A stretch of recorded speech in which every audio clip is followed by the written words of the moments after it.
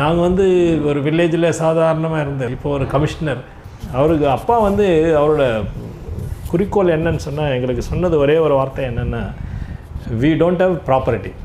நமக்கு வந்து சொத்து இல்லை, ஒரே சொத்து எஜுகேஷன் தான். பிரதர் ஐபிஎஸ், எங்கர் brother IPS, brother in law IPS officer. என்னோடய ஒய்ஃப் கூட she is an IRS officer, she is also commissioner income tax. இந்த அளவுக்கு வி ஹவ் ரிசன். அண்ட் காரணம் என்ன? எஜுகேஷன். அந்த education is the only reason for our growth. Youth பேப்பரின் இனிய வணக்கம். மறக்காமல் சப்ஸ்கிரைப் பண்ணுங்கள், பக்கத்தில் இருக்க பெல் ஐகானை கிளிக் பண்ணுங்கள். தேங்க்யூ. வணக்கங்க. என்னோடய பெயர் வந்து இப்போ GM தாஸ், கணேஷ் மோகன் தாஸ். கணேஷ் வந்து என்னோடய அப்பா பேருங்க, மோகன்தாஸ் என்னோடய பேர்.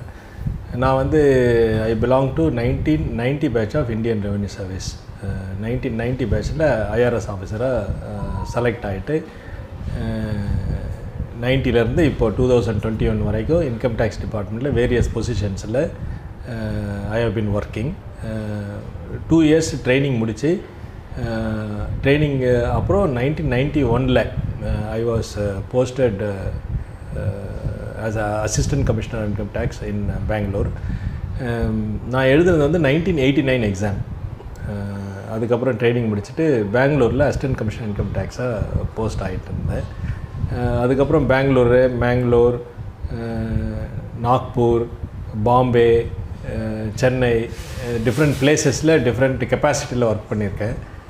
Deputy commissioner, joint commissioner, additional commissioner. 2011 கமிஷனராக ஐ வாஸ் ப்ரொமோட்டட் நாக்பூரில்.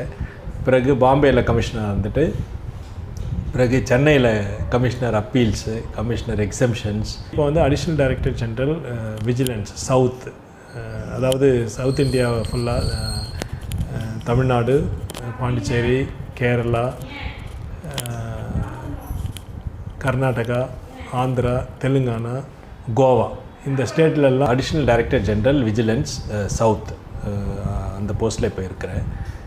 Same rank as commissioner of income tax.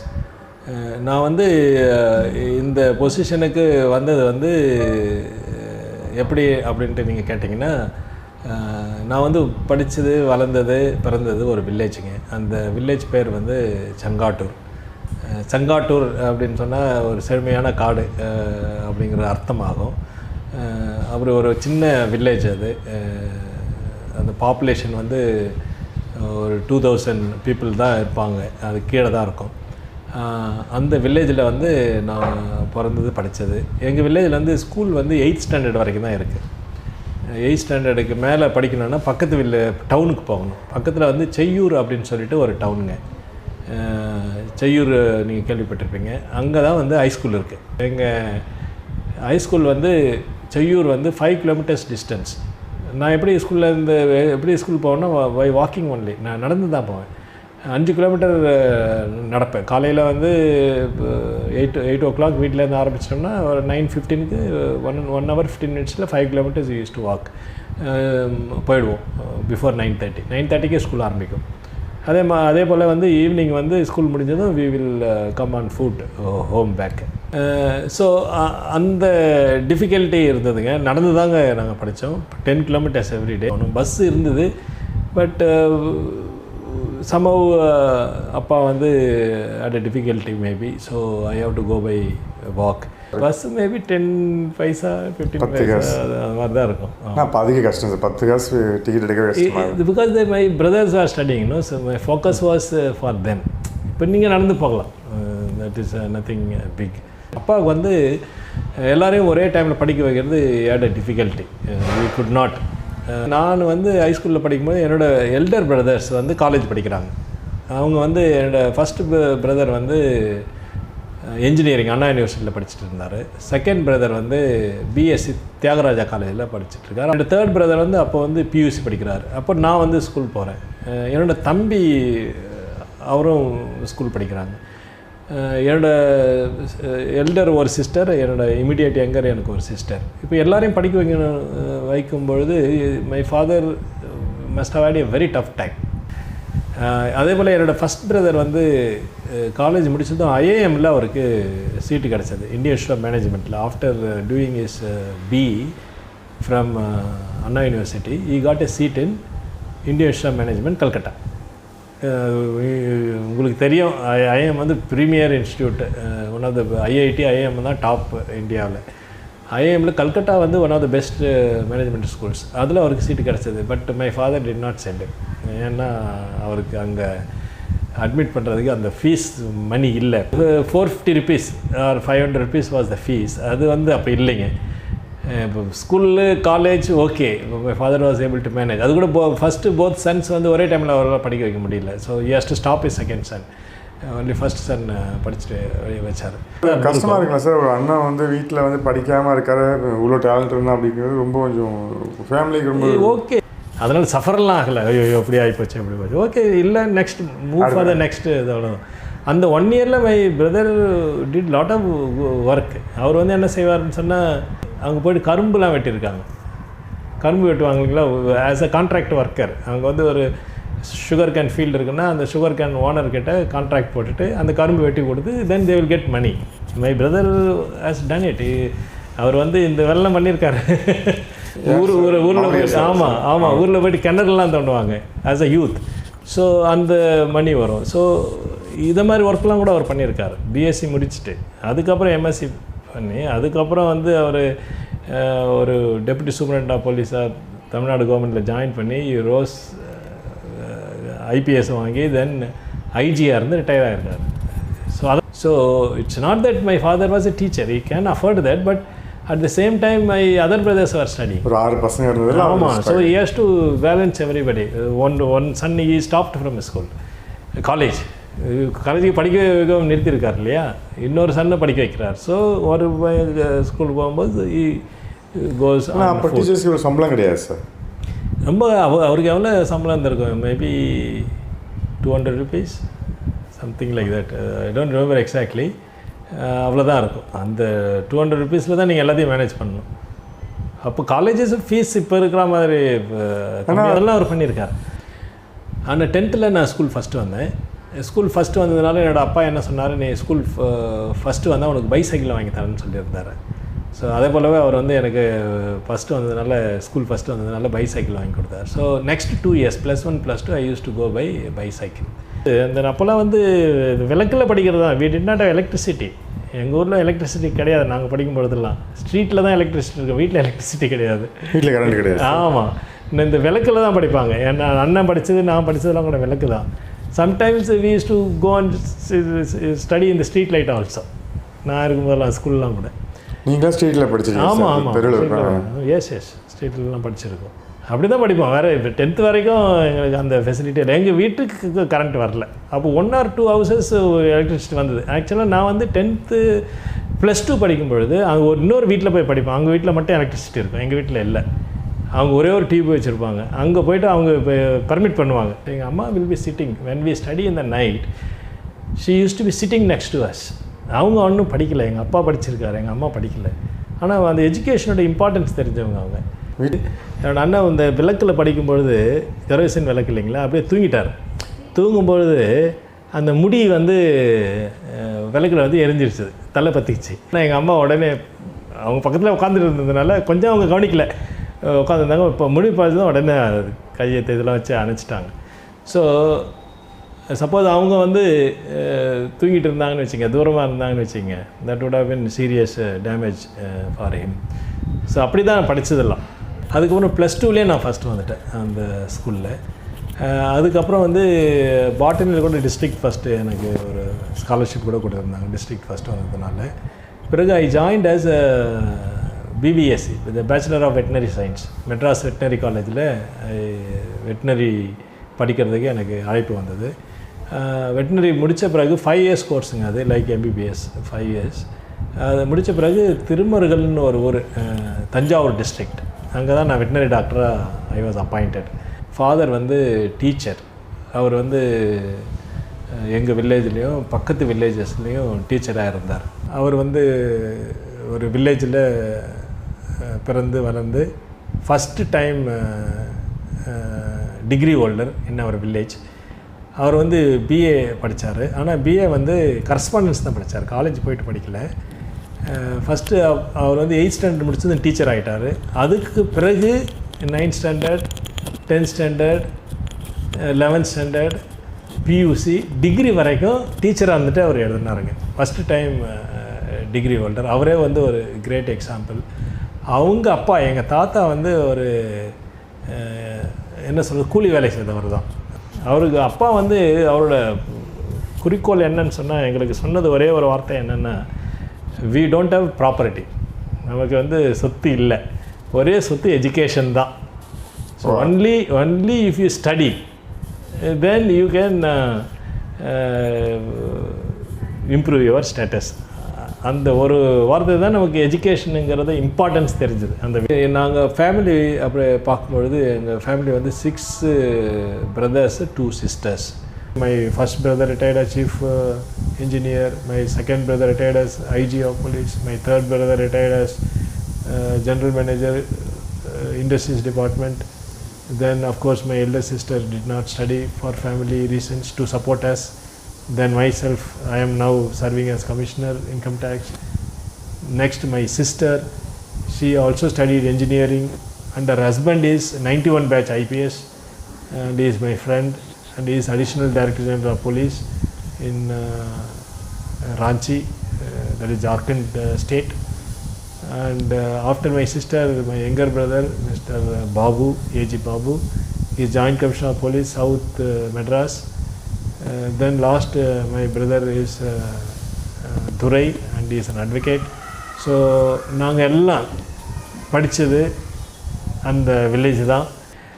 எங்கள் பேரண்ட்ஸ் வந்து எப்போதும் நம்ம வந்து இப்படி தான் இருக்கணும் ஒரு ஃபோர்ஸ் பண்ணிடலாம் இல்லை. இது gave absolute liberty and only thing வந்து we don't have a property, you education is the ப்ராப்பர்ட்டின்னு அப்பா சொல்லுவார். Only property we can acquire is only education. அதனால் எஜுகேஷனோட இம்பார்ட்டன்ஸ் இருக்குது. மற்றபடி த வே ஆஃப் திங்கிங் வந்து ஃப்ரீ திங்கிங் வாஸ் தேர். எங்களோட திங்கிங் வந்து ரெஸ்ட்ரிக்ட் பண்ணல எங்கள் பேரண்ட்ஸ்.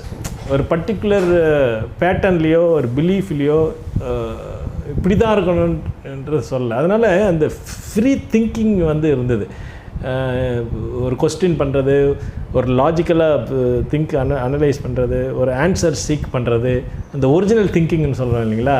ஐ திங்க் அது வந்து ரெஜிமெண்ட் ஆகாமல் ஒரு ஃப்ரீ வேர்ல்டில் வளர்ந்ததுனால. அதே மாதிரி வில்லேஜில் லைஃப்னு பார்க்கும்போது குளிக்கிறதுலாம் வந்து கிணறு, ஏரி, இங்கே தான் குளிப்போம் இல்லைங்களா. ஒரு ஃப்ரீயாக போயிட்டு ஒரு ஃப்ரீ பிளேசஸில் குளிச்சுட்டு வர்றது வில்லேஜ் லைஃப்பில் ஒரு பியூட்டிஃபுல்லாக இருக்கும். அது வந்து நீங்கள் ஃபெசிலிட்டி இல்லை நெகட்டிவாக இருக்குன்னு எடுத்திங்கன்னா நெகட்டிவ் தான். ஆனால் அதே நீங்கள் பாசிட்டிவாக திங்க் பண்ணிங்கன்னா அது பாசிட்டிவ் தான். ஸோ லைஃப் வந்து இது difficulties were there, but that did not bog us down. அந்த டிஃபிகல்ட்டி இருக்குன்னு நினச்சோம்னா உங்களை வந்து பாக் டவுன் ஆகிடுவீங்க, ரைஸ் ஆக மாட்டீங்க. நீங்கள் அது okay, that whatever comes on your way you have to take it and moving forward. So maybe அப்படி இருந்திருக்கலாம். ஸோ ஆல் ஆஃப் அஸ், எங்கள் ஃபேமிலியில் நாங்கள் எல்லாருமே we have come up in the life and we all were born in that village, we studied that village. அப்போ அங்கே இருக்கும் பொழுது தான் எனக்கு வந்து இந்த சிவில் சர்வீஸ் எழுதணும் அப்படின்னு சொல்லிட்டு ஒரு டிசையர் வந்தது. அந்த டிசையர் எனக்கு கொடுத்தது வந்து என்னோடய 2வது பிரதர் மிஸ்டர் மௌரியா, ஐபிஎஸ் ஆஃபீஸர்னு சொன்னேன் இல்லைங்களா. அவர் வந்து எனக்கு ஒரு வழிகாட்டியாக இருந்தார். அவர் வந்து அதுக்கப்புறம் டிஎஸ்பியாக ஜாயின் பண்ணி then IPS, he got into IPS, then he retired as IG. அவர் தான் சொன்னார், சிவில் சர்வீஸ் எக்ஸாம் எழுது, நீ பாஸ் பண்ணுவே அப்படின்னு சொன்னார். தென் அப்போ வெட்டினரி டாக்டராக ஜாயின் பண்ணிவிட்டு then I started preparing for civil service exam. அப்போ என்ன சப்ஜெக்ட் எடுக்கலாம், இதில் வந்து ஒரு இன்ட்ரெஸ்டிங் ஃபேக்ட் வந்து what subject you are going to read for civil service is very important. அந்த சப்ஜெக்ட் வந்து ஒரு சிலர் சொல்லுவாங்க இந்த சப்ஜெக்ட் வந்து ஸ்கோரிங், இப்போ வந்து geography, Tamil literature, public administration, இதில் வந்து ஸ்கோரிங் சப்ஜெக்ட்ஸு இதை எடுங்க அப்படின்னு சொல்லுவாங்க. பட் என்னோடய அட்வைஸ் வந்து நீங்கள் எந்த சப்ஜெக்ட் உங்களுக்கு பிடிக்குதோ, விரும்பி படிக்கணும்னு நினைக்கிறீங்களோ அந்த சப்ஜெக்ட் எடுக்கணுங்கிறது ஐ திங்க் லைக் தட். ஏன் அப்படி நான் சொல்கிறேன்னு சொன்னால், நான் எடுத்த சப்ஜெக்ட் வந்து அப்போ political science and international relations ப்ரிலிமினரிக்கு. அந்த சப்ஜெக்ட் வந்து நான் வந்து அதுக்கு முன்னாடி படித்ததில்லை. நான் படித்தது veterinary doctor. But the moment I took that subject, என்னோட பிரதர் தான் சொன்னார், இந்த சப்ஜெக்ட் பாரு, இது சோஷியாலஜி படி, பொலிட்டிக்கல் சயின்ஸ் படிக்கலாம் அப்படின்னு சொல்லியிருந்தார், ஹிஸ்ட்ரி படிக்கலாம் அப்படின்ட்டு சொல்லியிருந்தார். பட் சரி பொலிட்டிக்கல் சயின்ஸ் படிப்போம் அப்படின்னு அந்த எடுத்து படிக்கும் பொழுது அந்த சப்ஜெக்ட் வந்து ஸோ இன்ட்ரெஸ்டிங் டு மீ. அது வந்து ஒரு ஸ்டோரி புக் படிக்கிற மாதிரி இருந்தது எனக்கு. ஸோ அந்த படிக்க நான் என்ன நினச்சேன், எக்ஸாமை மறந்துட்டேன். எக்ஸாம் வருதோ இல்லையோ, பாஸ் பண்ணுறோமோ இல்லையோ, பட் இந்த சப்ஜெக்ட்டு வந்து நாலேஜ் கெயின் பண்ணுறோம். when we read something we are coming to know something new. General studies படிக்கும்போது கூட I was learning more and more and knowledge seeking, thirst for knowledge வந்த மாதிரி எனக்கு இருந்தது. So okay, even if I don't get through the exam, but I acquired in the end of the day a knowledge gain பண்ணுறோம் இல்லையா. அதனால் if I get through civil service fine, if I don't get through nothing to lose because I gain knowledge அப்படின்னு எனக்கு ஒரு thought வந்தது. அதே போல் அந்த subject எனக்கு ரொம்ப இன்ட்ரெஸ்டிங்காக இருந்தது. அதனால் நான் வந்து just I took only 1 month லீவுங்க ஆஸ் எ வெட்டனரி டாக்டர். எக்ஸாமுக்கு முன்னாடி ஜூனில் எக்ஸாம் வரும். I just took leave for 1 month. அந்த 1 monthல நான் படித்து ஃபில் மாதிரி பாஸ் பண்ணிட்டேன். பொலிட்டிக்கல் சயின்ஸ் தான். அதுக்கப்புறம் மெயின் வந்தது, மெயின் பாஸ் பண்ணிவிட்டேன், இன்டர்வியூவும் பாஸ் பண்ணிட்டேன். At 1 stroke I passed in the first attempt itself. நான் முடித்தது வந்து 88ங்க வெட்டினரி. 89ல் இந்த எக்ஸாம், 89ல் ஐ காட் த்ரூ. ஸோ 90ல் I joined as IRS officer. அப்போ நான் இன்டர்வியூக்கு போகும்போது இன்டர்வியூவில் ஒரு சில கேள்வி கேட்டாங்க. ஜென்ரலி இன்டர்வியூன்னு சொன்னால் normally they ask from your background, நீங்கள் எந்த ஏரியாவில் வந்திருக்கீங்க, அந்த இடத்த பற்றி நல்லா தெரிஞ்சுக்கணும். ப்ளஸ்ஸு இப்போ நீங்கள் படித்த பேக்ரவுண்டை பற்றி கேட்கலாம். அப்போ கரண்ட் அஃபேர்ஸாக என்ன டாபிக் இருக்கோ அதுலேருந்து கேட்பாங்க. So I was prepared in that angle. இது மாதிரி நான் ப்ரிப்பேர் பண்ணிவிட்டு போயிட்டு இருந்தேன். ஒரு சிலது கரண்ட் அஃபேர்ஸாக அவங்க கேட்டாங்க, பட் ஒரு சிலர் அன்எக்ஸ்பெக்டடாகவும் கேட்டாங்க. அவங்க வந்து என்னை கேட்டது வந்து ஒரு கேள்வி வந்து, you are a veterinary doctor and can you suggest how will you improve the economy of village women அப்படின்னு கேட்டாங்க. அப்போ வந்து especially they also asked me that ஒரு காஃப் இருக்குது, அந்த காஃப் கொடுத்து அவங்களோட எக்கானமி நீங்கள் டெவலப் பண்ண முடியுமா as a veterinary doctor, you tell us அப்படின்னு சொன்னாங்க. நான் வந்து அப்போ என்ன சொன்னேன்னா, ஒரு காஃப்னா கன்றுக்குட்டி இல்லைங்களா, ஒரு கன்றுக்குட்டியை வந்து ஒரு வில்லேஜ் உமனுக்கு வேறு இன்கம் அவங்களுக்கு இல்லை, இந்த கன்றுக்குட்டியை வச்சு அவங்களோட இன்கம் வருமா, அவங்களோட எக்கானமி வந்து செல்ஃப் சஃபிஷியண்ட்டாக ஆகிடுவாங்களா அப்படிங்கிற கேள்வி தான் அது. அப்படி கேள்வி அவர் கேட்டார் அந்த இன்டர்வியூவில். நான் அதுக்கு என்ன சொன்னேன்னா, இது வந்து merely because we have given a calf, suddenly we cannot expect her to improve her self-sufficiency. She will still be dependent for income on some other source. But இனிஷியலாக அவங்களுக்கு வந்து ஒரு சப்போர்ட் கொடுத்து, then once this calf grows into a cow, milching cow, then it start giving a milk, then she will become self sufficient woman. So initially she requires a support, financial support. அப்போ வந்து scheme கூட இருந்தது, IRDP ஸ்கீம்னு சொல்லிட்டு, integrated rural development ஸ்கீம்னு பேர். அதில் 3000 rupees அப்போ in fact money கொடுப்பாங்க. You can buy a cow. அதில் 50% சப்சிடி இருந்தது. Balance 50% you can repay after you start earning. So அதனால் there is a scheme also for this, under which you can buy a milking cow directly and then you can earn money out of that. Once it is a milking cow, yes, there is a money and the women can be self-sufficient by sale of milk. அது மட்டும் இல்லை, we also operate on a cooperative system. இப்போ வந்து இந்த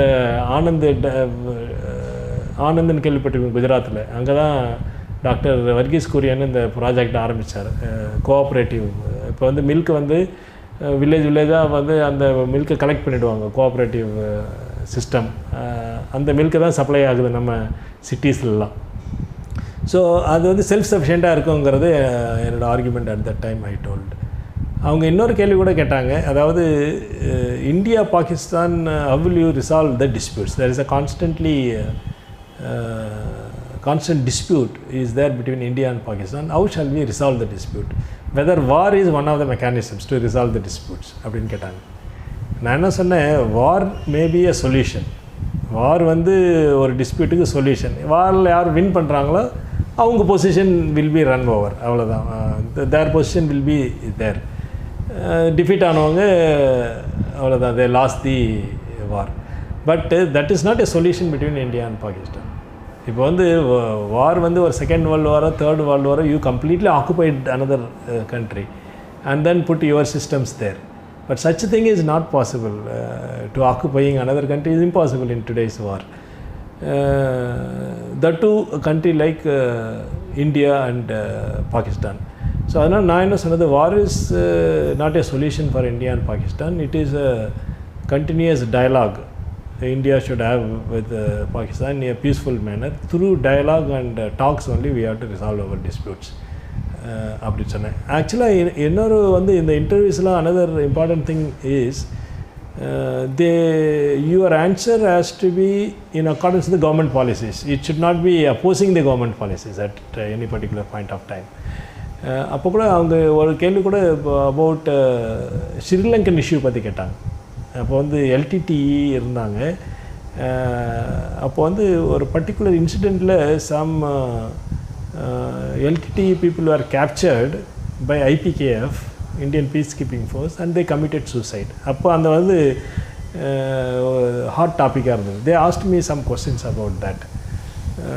So அது வந்து when you are answering such question, you have to answer, one is a fact and truth and genuine, you have to be, but at the same time your views have to be in accordance with the government views, because tomorrow you are going to administer the law and the rule of the government, and if you are a person going to have views which is very very different and not in sync with the government, then it is difficult to appoint you as a government officer, because you will be working against the government. So basically, if we are going to write the civil services, we have to tune ourselves for the development of the country, and for that we have to first accept our constitution, accept our policies, accept our governments, and then only one should write the exams. So our thinking and policies and views have to be in accordance with our policies and the rules. அது மாதிரி தான் interview இருந்தது. ஸோ ஒரே அட்டம்ப்டில் got through the exam, allotted Indian revenue service. அப்போ வந்து training வந்து ஃபவுண்டேஷனல் கோர்ஸ்ன்னு சொல்லுவாங்க. அந்த ஃபவுண்டேஷனல் கோர்ஸ் அப்படின்றது வந்து 3.5 months, that is for all services put together. I mean select ஆன எல்லாரையுமே வந்து Lal Bahadur Shastri administrative academy, Mussoorie IAS அகாடமின்னு சொல்லுவாங்க. அங்கே தான் இந்த ஃபவுண்டேஷனல் கோர்ஸ் எல்லாருக்கும் கொடுப்பாங்க. பட் நான் செலக்ட் ஆகும்போது the number of officers selected all services put together is about 900, whereas the Lal Bahadur Shastri Administrative Academy did not have capacity to train 900 people for foundational course. So அதனால் அப்போ வந்து foundational course இன்னும் 2 இடத்துல கூட conduct பண்ணாங்க. National police academy Hyderabad, அங்கே தான் IPS officers train ஆவாங்க. National academy of direct taxes Nagpur, அங்கே தான் IRS ஆஃபீஸர்ஸ் ட்ரெயின் பண்ணுறாங்க. ஸோ இந்த ப்ரீமியர் அகாடமிஸ் சென்ட்ரல் ட்ரைனிங் இன்ஸ்டியூட்னு சொல்லுவாங்க, Mussoorie, Hyderabad, NPA and then NEDT Nagpur. இந்த 3 இன்ஸ்டியூட்லேயும் ஃபவுண்டேஷனல் கோர்ஸ் இந்த 900 ஆஃபீஸர்ஸுக்கு டிவைட் பண்ணி ஈக்குவலாக டிஸ்ட்ரிபியூட் பண்ணி கண்டக்ட் பண்ணாங்க. So I went foundational course for 3.5 months in Nagpur only. NEDT தான் நான் ஐ அண்டர்வென்ட் ட்ரைனிங். அதுக்கப்புறம் ப்ரொஃபஷனல் ட்ரைனிங்னு சொல்லுவாங்க. ஃபவுண்டேஷனல் கோர்ஸ் முடிஞ்சதும் you will go to your respective training institutes to undergo your training. அந்தந்த ட்ரைனிங் இன்ஸ்டியூட்டுக்கு அந்தந்த ஆஃபீஸர்ஸ் போயிடுவாங்க. IPS-ஆ NPA-க்கு they will go. ஸோ அது மாதிரி NIDT-ஆ IRS officers. So I was trained for another 21 months in NIDT Nagpur. So டோட்டலாக about 2 years is the total training period. Training முடிஞ்சு I was posted assistant commissioner income tax in Bangalore. So actually நான் வந்து இப்போ இந்த டிபார்ட்மெண்ட்டில் 30 years-ல் I had a huge experience in several international organisations. Expecting promotion as principal commissioner, then maybe chief commissioner. So there is a journey to go. இது வந்து it's not a difficult thing. The whole achievement in my family, myself, my brothers and my sisters எல்லாருமே we have come to some important status in the society. நாங்கள் வந்து ஒரு வில்லேஜில் சாதாரணமாக இருந்தேன், ஒரு டீச்சர் சன்னாக இருந்தேன். இப்போ ஒரு கமிஷனர்.